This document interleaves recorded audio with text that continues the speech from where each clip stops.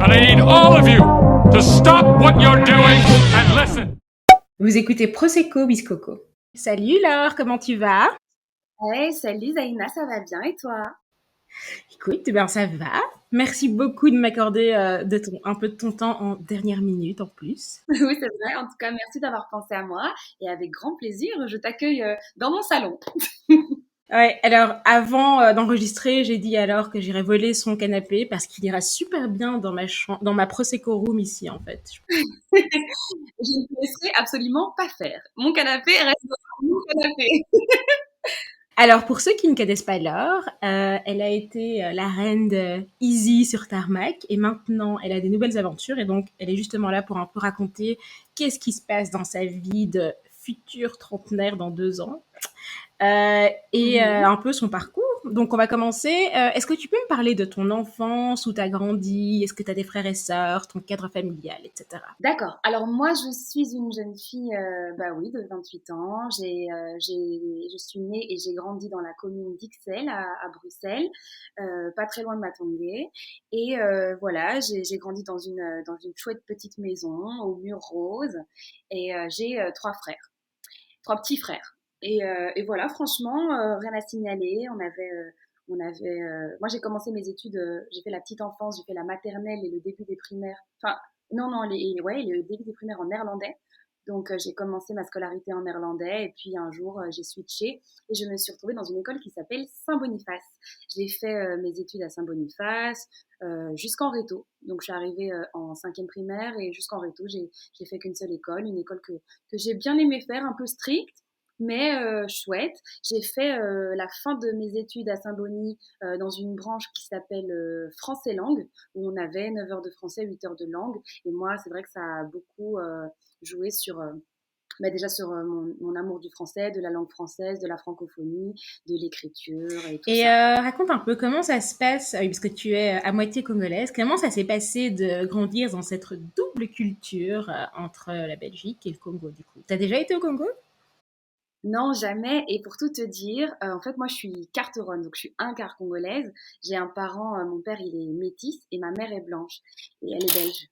Et en fait, c'est marrant parce que je me pose la question depuis dernièrement parce qu'en fait, j'ai jamais vraiment ressenti que je vivais dans une double culture, c'est-à-dire que je vivais en Belgique. Euh, et il y a que quand on allait voir les grands-parents ou quand on avait les fêtes de famille que là, je voyais bien, tu vois, que c'était qu'il y avait qu'il y avait de l'ambiance, que chez nous, on était très nombreux, qu'on était toujours bien, je sais pas, 60, 70, 80 aux événements, qu'on mangeait pas la même chose que mes copines et tout, parce que bah, c'est bien chez nous, on mange bien. Chez nous, enfin, en tout cas, les Congolais, voilà, ils ont leurs plats et puis ce sont mes plats préférés en plus, donc j'ai toujours aimé manger le foufou, l'amande, la sauce arachide, tout ça. Mais je me suis pas rendu compte en fait que je vivais dans une double culture, c'est-à-dire que les deux se sont très bien mêlés. En plus, dans ma famille, comme je te disais, comme moi je suis carteronne, ça veut dire que le métissage il s'est fait avant, il s'est fait au niveau de nos parents. Tu vois, et donc nos parents étaient déjà métis, tous mariés avec. Tu sais, j'ai une cousine dont les parents étaient un parent métis, un parent bengali. J'ai une cousine dont le père est indien. J'ai une cousine dont la maman est séchelloise. Donc en fait, on est tous très mélangés chez nous. Donc en fait, c'est comme si on s'était pas vraiment, il n'y avait pas une scission entre les deux cultures, quoi. Ça a été toujours très très mêlé. Et puis voilà, disons que je crois que pour moi, l'intérêt envers la communauté, envers la culture africaine et congolaise, elle est arrivée tard, dans le sens où c'est très tard où je me suis dit, mais en fait, le Congo, c'est pas juste ce que j'en connais, donc c'est pas juste les quelques musiques, enfin, les musiques incroyables et la nourriture, c'est plein d'autres choses, c'est une culture, ce sont des hommes de lettres, ce sont voilà.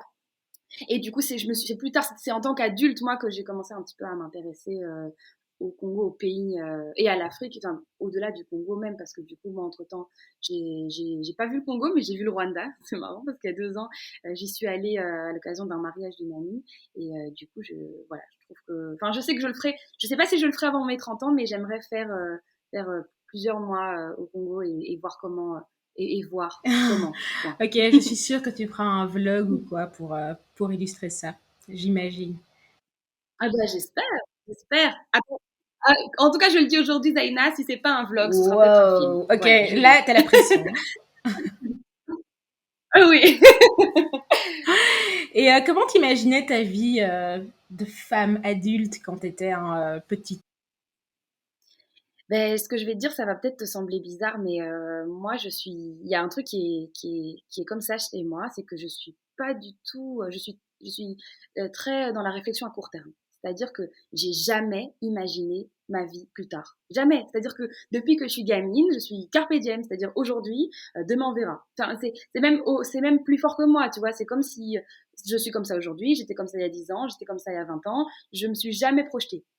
Tu vois, donc je me suis jamais vue femme. Et heureusement, parce que franchement, je crois pas que je me serais vue comme je suis aujourd'hui. Mais et il y a des filles qui me disaient, par exemple, ma mère, elle me dit, depuis que j'ai 4 ans, je sais que je veux être maman. Tu vois, ou bien j'ai des copines qui me disent, oh, bah écoute, j'ai là ce que j'ai et je suis pas là où j'aurais voulu être, ou j'en suis pas où je voulais être.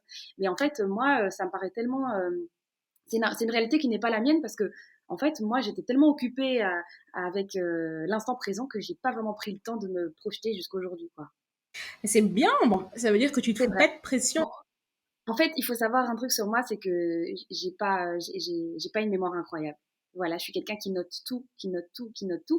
Du coup, moi, je me lève le matin. Alors moi, parfois, j'arrive pas à dormir parce que ma tête me dit, Laure, lève-toi, va noter sur ta to-do list ce qu'il faudra faire aujourd'hui. Donc, ça veut dire que le matin, je me lève avec toute une série de choses que je dois absolument faire aujourd'hui. Par exemple, là, je me suis levée ce matin et il fallait que j'aille m'acheter un nouveau porte-carte parce que j'en avais plus. Il fallait absolument que je trouve mon sujet pour Vivacité parce que moi, je suis sur Vivacité tous les jeudis.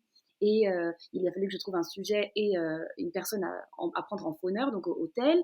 Il a fallu qu'aujourd'hui, c'était la publication de mon épisode de C'est le monde Chica. Aujourd'hui, en fait, j'avais une liste de tout ce que j'avais envie de faire aujourd'hui, plus notre rendez-vous d'aujourd'hui 20h, et je voulais être sûre d'y être. Donc, c'est comme si mon cerveau, il peut pas commencer à se dire, mais dans une semaine, quoi, dans une semaine? Donc aujourd'hui, t'as encore tout à faire, et tu vas te demander, et c'est-à-dire qu'en plus, il fallait que je fasse une course, il y avait plus de papier toilette, et puis en plus, qu'est-ce que je mange ce soir? Il faut que je sorte les scampis du congèle, et puis, en fait, c'est ça, c'est que ma tête, toutes les petites choses sont importantes, et toutes ces petites choses deviennent des tâches. Si tu regardes mon calendar, tu trouveras appeler maman. Si tu regardes mon calendar, tu trouveras partenariat avec un tel, absolument trouver une idée pour faire un réel, faire une photo. Bien demain matin, je sais que c'est mardi, du coup c'est un jour où moi c'est le mardi que je vais à Paris, donc je sais que je vais aller à Paris, démarrer assez tôt, donc passer au carrouage, donc mettre l'essence. Toutes ces petites choses font que là, à court terme, c'est déjà assez de taf. Alors que même quand j'étais plus jeune, j'avais pas autant de choses à faire. Mais je te jure que chaque journée, pour moi, c'est déjà, tu vois ce que je veux dire? Dieu m'a donné un jour, je vais utiliser ce jour. On verra demain. Cheers à la vie d'adulte qu'on n'a pas choisie, hein. Cheers. T'as raison. Justement, tu as un peu spoilé. Est-ce que tu peux me parler de ta carrière professionnelle? J'ai vu que tu as bossé au L Belgique, tu as fait quand même pas mal de piges pour plusieurs magazines. Tu peux me dire un petit peu ton parcours jusque maintenant, voilà. Ok. Alors, il faut savoir que moi, pendant mes études de communication, donc moi j'ai fait l'ISFSC, et ce que j'aimais dans cette école, c'est que c'est une école très pratique. Donc, la première année, tu as la caméra sur l'épaule, tu touches à la suite Adobe assez rapidement, tu fais de la radio, tu fais plein de choses. Et moi, j'ai été persuadée pendant toute la longueur de mes études que j'allais faire de la presse écrite. J'ai toujours été sûre de ça. Donc moi, mon stage de première, je l'ai fait au soir, le soir mag. Mon stage de deuxième, je l'ai fait chez Elle Belgique, mais un stage au Elle Belgique, c'est 70, 80, 90 articles écrits sur le web. Plus moi, j'ai eu la chance que 2 papiers à moi sont sortis en imprimé. Ma maître de stage, c'était Marie Guérin, qui après est devenue la rédac chef. Et Marie Guérin, c'est marrant parce que du coup, aujourd'hui, on se voit dans le boulot. Enfin, tu vois, elle est venue chez moi, elle m'a donné des cours de stylisme ici, il y a quelques années. Du coup, nos vies, elles se rejoignent parce que aujourd'hui, on est toutes dans le milieu professionnel et l'écart d'âge ne se sent plus vraiment. Mais en tout cas, en tant que stagiaire, j'étais là. Waouh, c'est ma deuxième année d'étudiante et je suis au L. Incroyable, tu vois. C'était trop, trop chouette. Et puis, moi, j'ai fait mon stage de troisième dans une boîte de com au Canada. Au Québec, d'ailleurs, c'est une boîte qui s'appelle Immédia et ils avaient des campagnes pour des marques, pour des restos et tout ça. Et moi, j'étais en stage là-bas pendant quelque chose comme 4 mois aussi. Et puis je suis rentrée en Belgique. Et puis donc moi j'avais quand même fait 2 stages en presse écrite. Puis j'avais eu l'occasion de bosser avec Elsa sur Belmodo, la version francophone, parce que du coup Belmodo c'était flamand au départ, un magazine mode, mais elle a lancé la version francophone. J'ai bossé un petit peu avec elle là-dessus. Et, euh, et donc voilà, moi j'aimais bien l'idée de faire de la presse écrite. Et d'ailleurs, à ce moment-là, enfin quand j'étais plus jeune, je crois que c'était peut-être au milieu de tout ça, j'ai lancé avec Cossi Modeste et Justin, on a lancé un magazine de gastronomie africaine qui s'appelle Afro Cooking. Et on a lancé un, deux, trois, quatre numéros ensemble. Puis en fait, c'est à cause du fait que je suis partie au Canada que moi j'ai dû m'éloigner un petit peu du projet. Voilà, exactement. C'est dans cet ordre-là que ça s'est passé. Mais en tout cas, moi j'étais rédac pour le projet, puis j'avais des chouettes articles dessus. On a imprimé le magazine, il a bien fonctionné. Il s'est vendu sur tous les continents, jusqu'à Singapour, New York, dans les îles. Enfin, c'était un vrai projet. Ah ouais, ouais, ouais, c'était incroyable. Et puis voilà, moi du coup j'étais en presse écrite, j'étais très contente de ça, j'aimais bien écrire, faire des interviews et puis les retranscrire, enfin voilà, c'était un truc que je kiffais faire, jusqu'à ce que à la fin de mes études, donc vraiment après mes stages, après tout ça, il y a un ami à moi de l'époque qui s'appelle Darès, qui me dit Laure, j'aime bien ta voix, tu veux pas faire de la radio? Et je lui dis non, en fait, pas du tout. Je bégaye et tout, je suis pas à l'aise, qu'est-ce que je vais faire? Oh non, enfin, et puis je vais rien retenir de ce qu'il faut dire, enfin, je vais être gênée. Il m'a dit, c'est un contrat.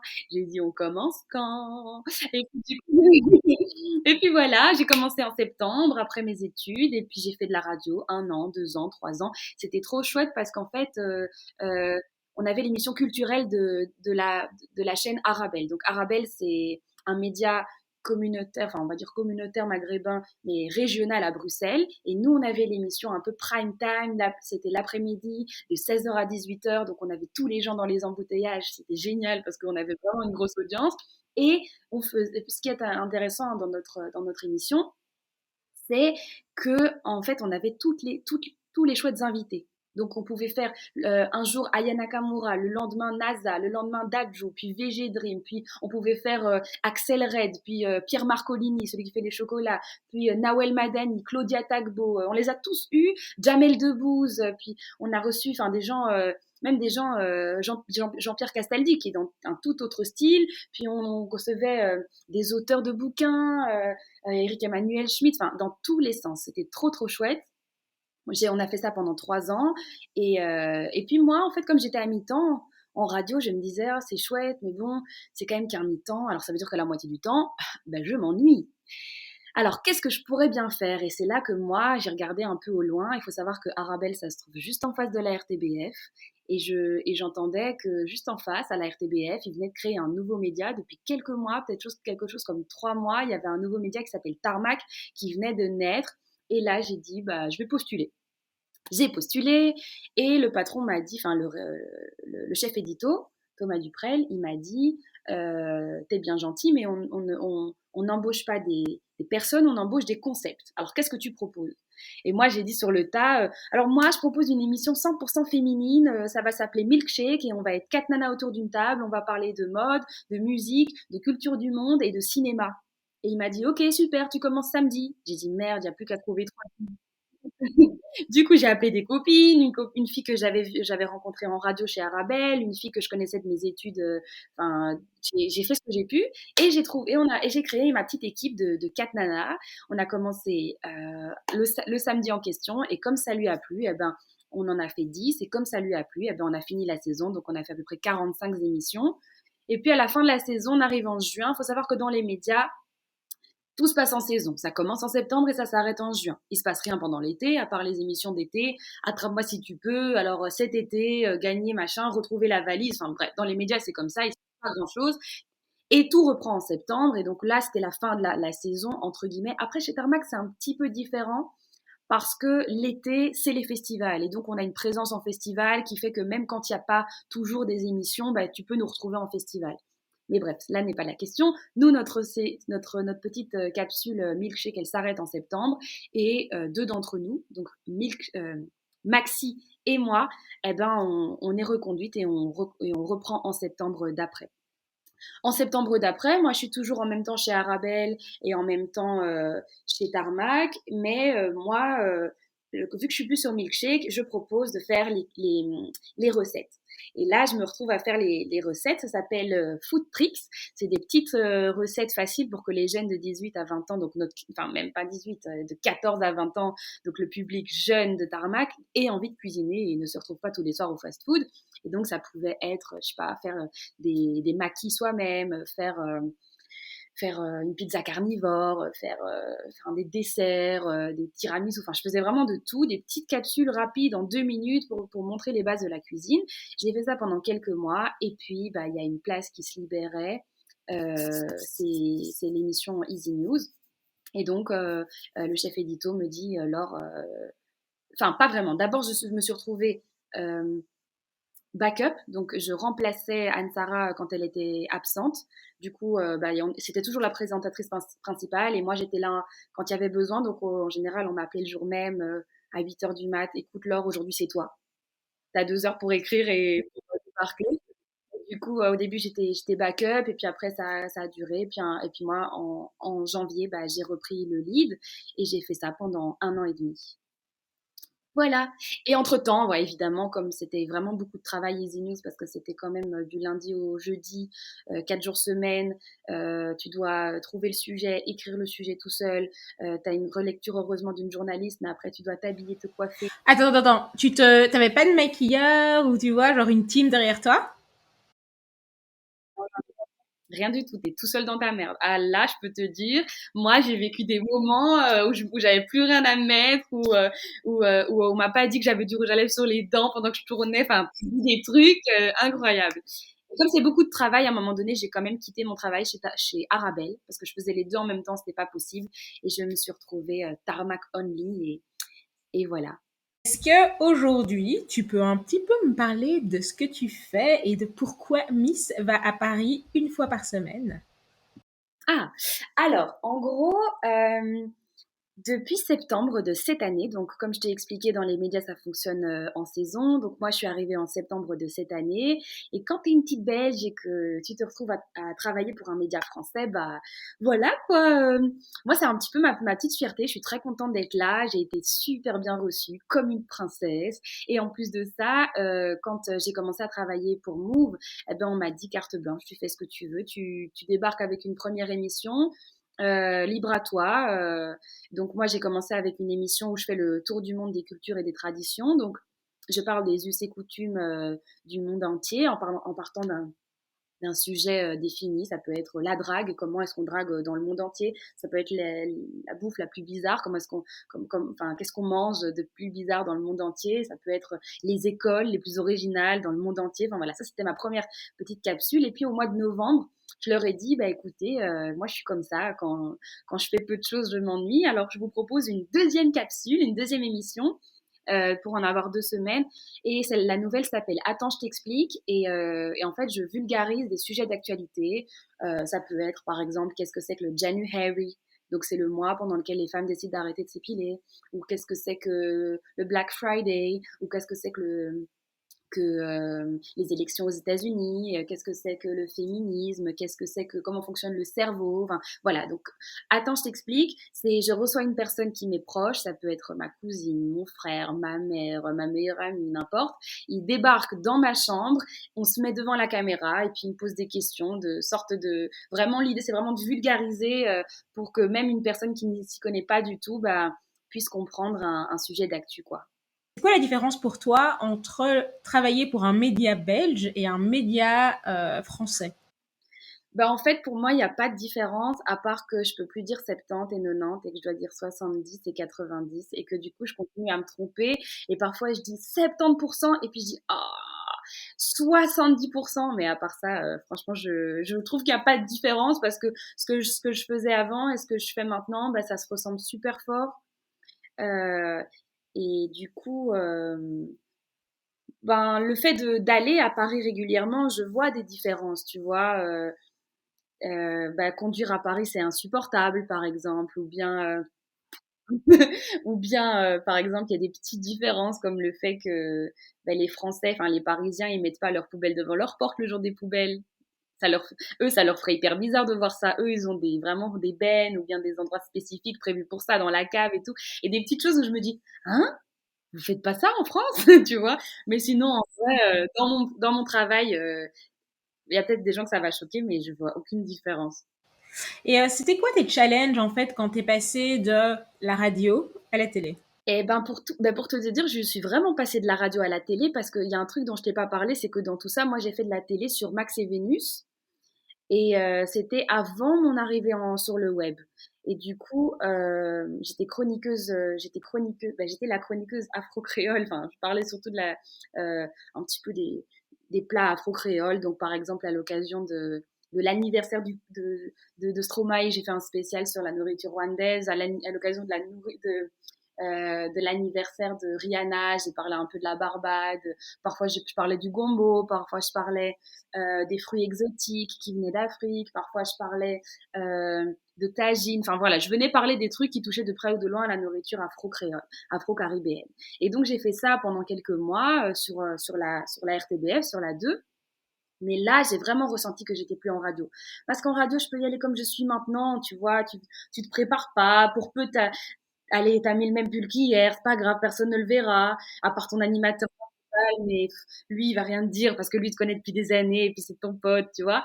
Mais quand tu passes en télé, faut être sûr d'être pimpé, faut être sûr déjà, faut être sûr que toi, tu sois une flic parce il y a des tantines qui vont tomber dessus en télé, c'est sûr et certain. Et ta mère, elle va te prendre en photo, elle va dire, ah, c'est ma fille, et puis elle va envoyer sur WhatsApp à tout le monde. Et puis, donc, il faut être en flic. Mais c'est pas tout. Il y a aussi quand tu es sur le plateau. Sur le plateau, tu as les caméras, sur le plateau, tu as des gens qui te fixent. Sur le plateau. Donc en fait, il faut regarder, est-ce que c'est le bon angle? Est-ce que tu as fermé tes jambes? Est-ce que tu pas les jambes écartées? Est-ce que tu as regardé assez la caméra? Est-ce que tu n'as pas regardé dans le vide? Et du coup, quand tu penses à tout ça, bah, c'est plein de choses en plus auxquelles il faut penser, auxquelles tu penses pas du tout. Moi, je suis une nana de la radio. Moi, mon quotidien, c'était bonjour à tous, bienvenue dans De Tout pour faire un monde sur Arabelle. Alors aujourd'hui est une journée incroyable, c'est la journée mondiale du bonheur et aujourd'hui on va vous rendre heureux. Et il y a tout ce qui comptait, c'était ma voix. Donc vraiment c'était mon seul outil de travail, il fallait juste que je fasse gaffe à ne pas tomber malade et ne pas me l'enrouer. Et même si ça arrivait, tu peux jouer un peu avec. Désolée, aujourd'hui j'ai un peu perdu ma voix, mais vous inquiétez pas, je vais tout donner, tu vois, c'est tout ce qui compte. Mais dès que t'as l'image qui entre en compte, dès que tu as l'image qui entre en compte, c'est quelque chose. Et maintenant que je suis sur le web, ben, je sais qu'avant un tournage, il faut que mes cheveux soient faits. Et si ça fait trop longtemps que j'ai laissé mon afro comme ça, il faut que je me fasse faire des tresses. Est-ce que j'ai pas envie de faire un peu une autre coupe? Parfois, je tourne plusieurs épisodes le jour même. Donc, je fais quatre coupes de cheveux le jour même. Parfois, enfin, là, le visuel a jamais pris autant d'importance. Si bien que moi, j'ai carrément bossé pendant quelques mois avec une styliste et tout pour Easy News. Ouais, je bossais avec une styliste que j'avais rencontrée. Elle travaillait avec Cécile Djonga. Et je l'avais du coup, enfin Cécile, parce que c'est une copine à moi, elle avait fait la connexion et moi j'avais rencontré Samia Boujard et je lui avais dit, ben Samia, moi j'aurais bien besoin. Il faudrait déjà que tu viennes chez moi à la maison et tu jettes tout ce qui est moche et pas à la mode. Moi je suis pas une pointure dans ce truc-là, tu vois, je suis pas la nana dernière tendance et tout. Je suis pas comme les influenceuses qui savent exactement quoi mettre avec quoi. Donc j'avais dit à Samia, Samia viens faire un tri chez moi à la maison. Puis elle m'a fait un tri, puis avec ce qui restait, elle m'a fait des looks. Et puis après, elle m'a permis d'avoir 1, 2, 3 partenariats avec des boutiques pour m'habiller gratuitement. Ça s'appelle des locs, c'est des locations. Donc tu portes les vêtements, tu les rends. Donc quand j'ai commencé à faire du web, j'ai vraiment dû accorder de l'importance à ce que je portais. Et puis je faisais des erreurs. Par exemple, j'avais pour habitude de vouloir tout le temps mettre des rouges à lèvres foncés et mat, alors que j'ai mes lèvres qui ont des tendances à s'effriter. Elle me disait, Laure, mets des couleurs claires et mets du gloss. Mets des couleurs claires et mets du gloss. Mais c'était le contraire de ce que je faisais. Et du coup, au fur et à mesure, ça a fini par rentrer. Maintenant, je mets des couleurs claires et je mets du gloss. Parce que c'est des choses qui vont avec... Et il n'y a rien à dire. Ce que tu dis est tout aussi important que comment tu es, en fait. Ouais, du coup, tu avais des partenariats, comment ça se passe? Et maintenant aussi, en fait, est-ce que tu as genre, allez, tu as quand même une petite vie d'influenceuse? Est-ce que les marques t'appellent en disant, hey, est-ce que tu veux porter ça? Est-ce que tu veux parler de mon nouveau produit, de mon nouveau make-up, de mon nouveau thé pour Alors, il faut maigrir? savoir. Alors déjà, bon, en toute honnêteté, oui. Donc maintenant que j'ai une petite vie d'influenceuse, maintenant que j'ai 27 000 personnes qui me suivent sur Instagram et que voilà, je fais assez. 27 000 Oui, personnes. c'est cool.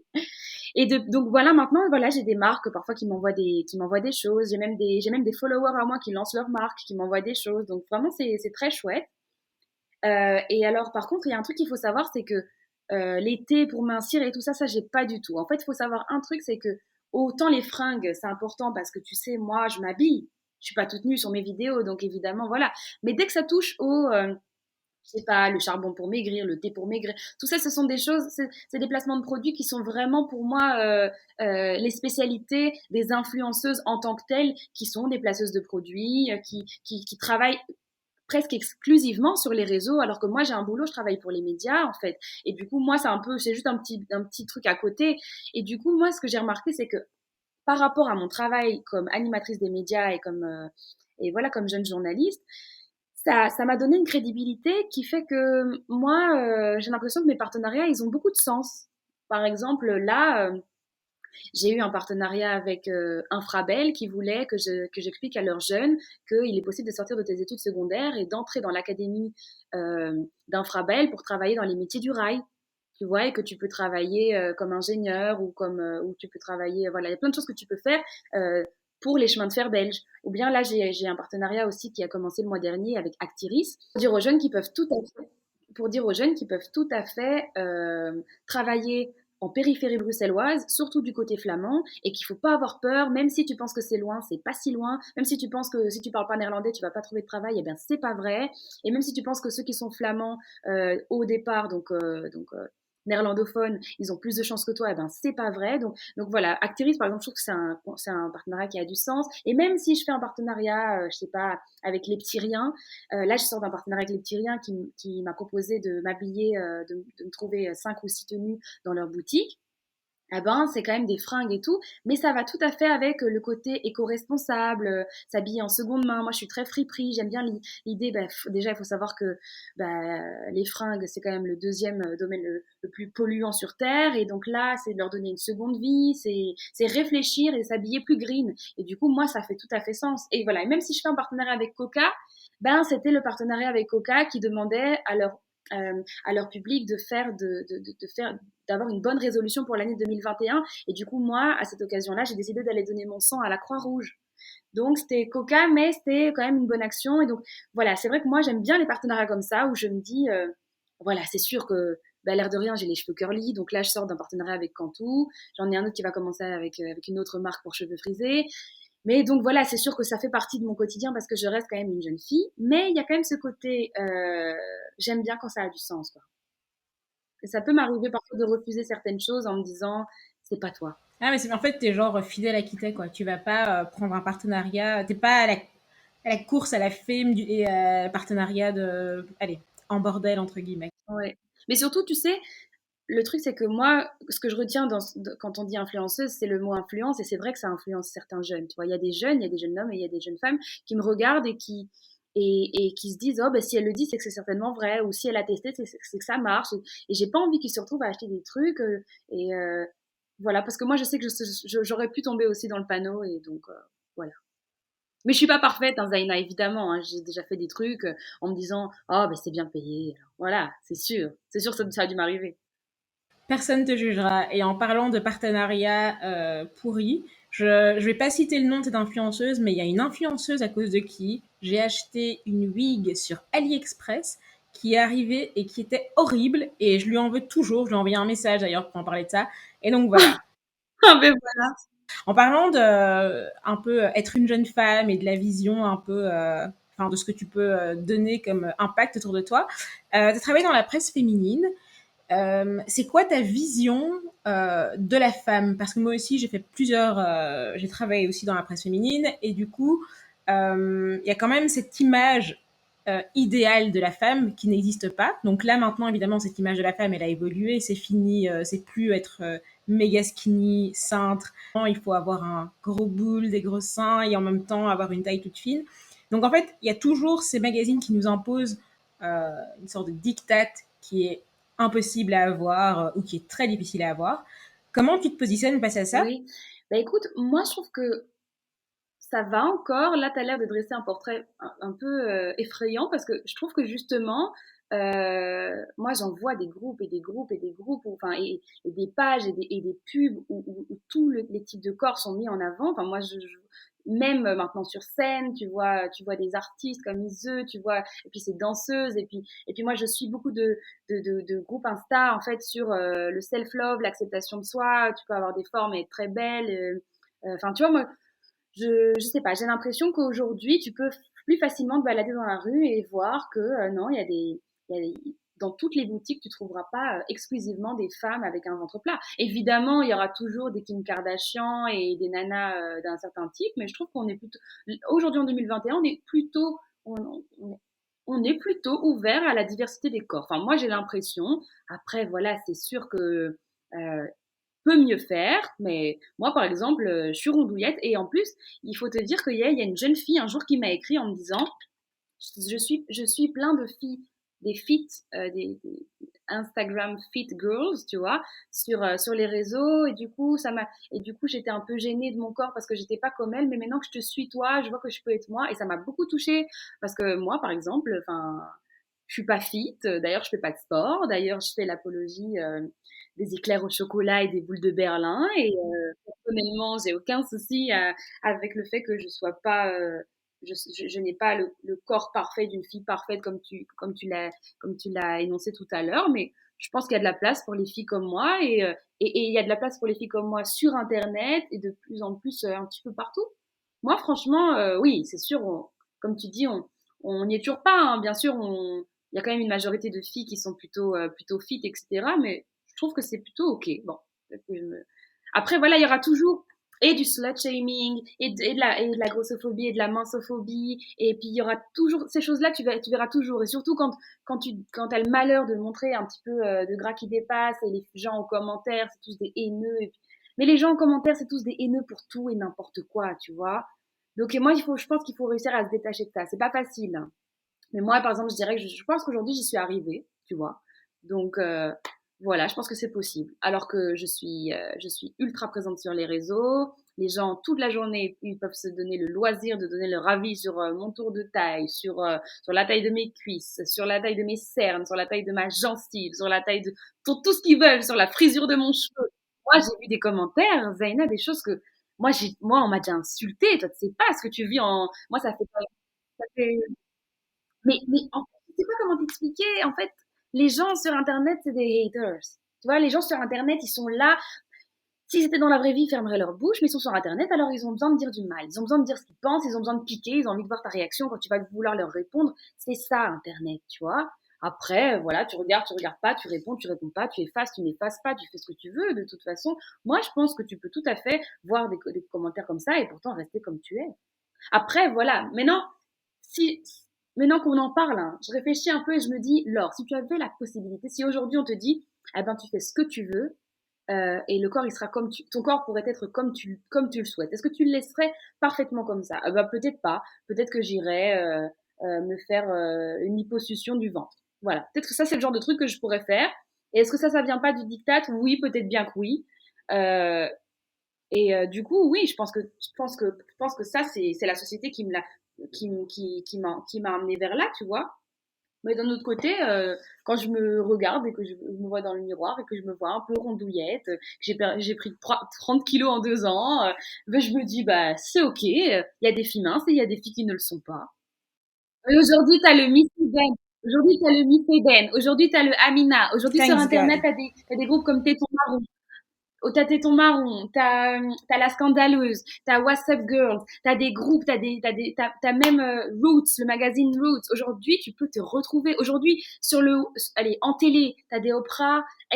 On est une minorité, mais on est aussi une minorité en nombre en Belgique. Il y a rien à dire. Il y a combien de pourcents? Il y a pas autant de noirs que de blancs en Belgique. Faut pas se mentir. C'est pas vrai, ça. Tu vois, il y a des villes dans lesquelles il n'y a même pas un seul noir.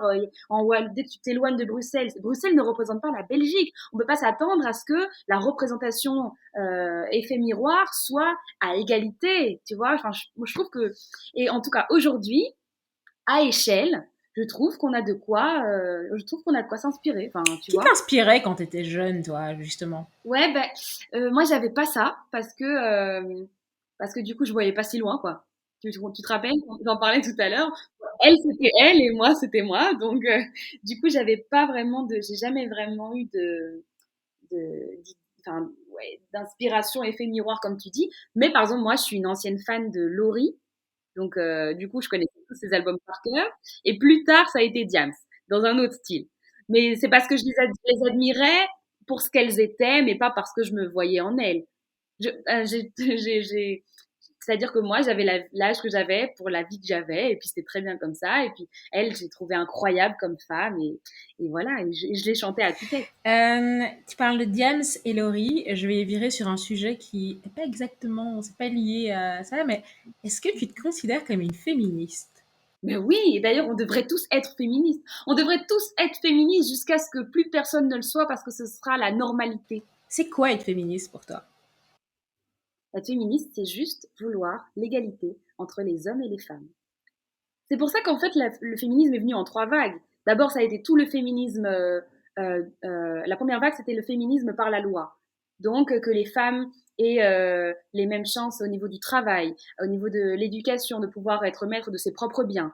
La deuxième vague, ça a été, la deuxième vague, ça a été le féminisme par rapport à la domination masculine envers les femmes.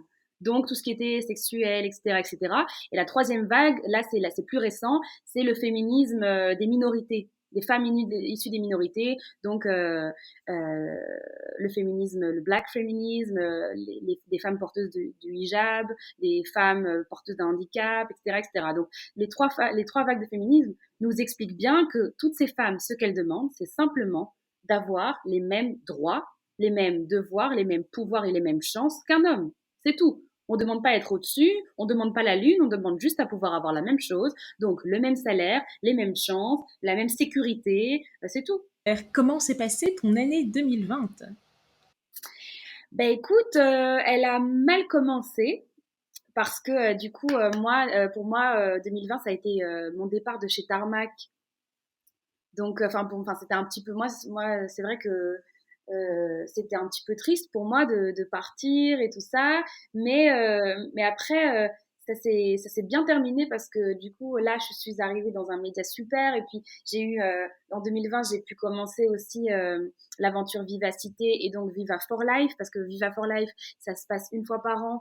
C'est le rendez-vous en télé de toute l'équipe de Vivacité.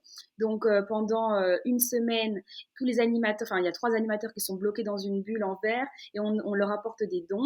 Les gens apportent des petites enveloppes avec des dons. Et moi, du coup, ça a été des prime time plusieurs fois par soir, en télé, avec mon petit micro. Bonjour à tous, alors aujourd'hui dans Viva for Life, on a réussi à récolter 10 000 euros. Et alors il y a mon père qui regardait la télé sur la une et qui voyait sa fille. Et donc moi, j'étais super fière parce que c'est vraiment c'est une belle aventure. Et puis, voilà, c'est vrai que l'avantage, il n'y a rien à dire, quand tu travailles sur Internet, c'est que ben, le travail s'arrête pas. Les gens, ils continuent à consommer l'Internet, tu vois. La seule chose, moi, qui a été un petit peu dure, c'est qu'il faut savoir qu'au départ, moi, je suis animatrice d'événements, donc je suis conférencière, intervenante dans des événements, j'anime des mariages, j'anime, voilà, en général, j'aime bien être présente dans les événements. Et puis même si c'est pas pour les animer, ben moi, je suis une nana j'étais très très théâtre, musée, sortie extérieure, concert. Et ça a été très dur pour moi. Ça a été comme me couper un membre, de devoir mettre tout ça sur pause. Mais voilà, comme j'ai pu continuer à travailler et à gagner de l'argent, franchement, je n'oserais même pas me plaindre. Alors, et pour terminer cette interview, j'ai deux petites questions à te poser. Parce que comme je te l'ai dit tout à l'heure en off, je t'ai stalké, je sais tout sur ta vie, mais j'ai des interrogations, tu vois. Si tu dois vraiment rester, tu te dis que tu dois faire une carrière quelque part, tu restes en Belgique ou tu prends tes valises et comme beaucoup de Belges, tu nous trahis et tu vas en France. Ben, ni l'un ni l'autre. C'est-à-dire que si je quitte la Belgique, si je décide de faire une carrière ailleurs, ce sera à Kinshasa. Moi, j'aimerais. Enfin, c'est chouette hein, pour l'instant, la Belgique, la France, mais j'ai l'impression que si je veux vraiment créer quelque chose qui n'existe pas encore, ce serait plutôt un pays francophone d'Afrique. Franchement, ça me parlerait bien, ça me tenterait bien. Euh, Après, c'est vrai qu'une carrière en Belgique, c'est pas prétentieux, mais j'ai l'impression que je suis déjà en train de la faire, ma carrière en Belgique. Et est-ce que je peux aller... Oui, je peux toujours aller plus loin. Je peux devenir François de Brigode et présenter le JT, tu vois. Enfin, ouais, c'est toujours possible d'aller plus loin, mais j'ai l'impression il y a plus de challenges en France. Mais est-ce que pour autant j'ai envie de finir ma carrière en France? Bah, je suis pas encore tout à fait sûre. Mais je me laisse encore le temps de réfléchir. Mais à première vue, j'aimerais aller un petit peu plus loin. Eh bien, merci pour cette interview, là. Avec plaisir, Faina.